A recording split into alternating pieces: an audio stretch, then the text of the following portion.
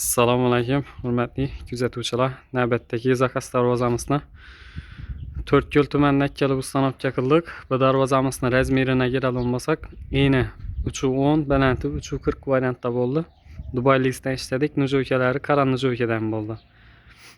Bera 2 dona demir eshik o'rnatdik. Bir darvoza, bir dona eshikni. Ko'rib turganlaringizda. Darvozanın teylari yo'llar bo'ldi, qullablari podshipnikli, rossiyskiy qullabdan qilib berdik. Darvozanın bahosini 1.250.000 so'mdan shumkali variantini ishlab berdik. Zamoklarına keladigan bo'lsak, zamoklari Frida original zamok. Toza chiqqan zamokdanmi?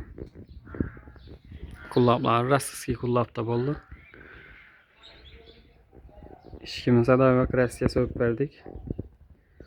Darvoza nujo'kalarini ko'rib turganlaringizdan qora nujo'kada bo'ldi.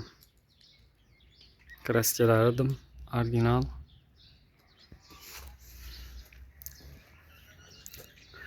Shunday darvozalar kerak bo'lsa, ekrandagi nomerlarga telefon qilaverasizlar.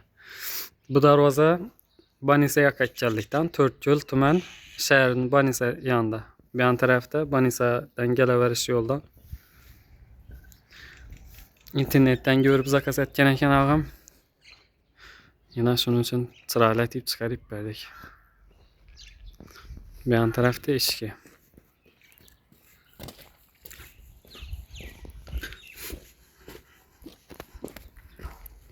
Eshiklar ham chiroyli bo'ldi.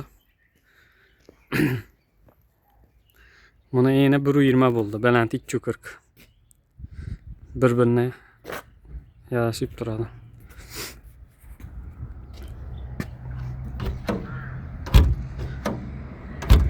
Çıpaktan sen görürseniz mümkün.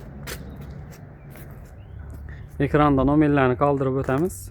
Şimdi eshiklar gerek bo'lsa zakaz qilaverasizlar, garantiyalar etib ishlab beramiz.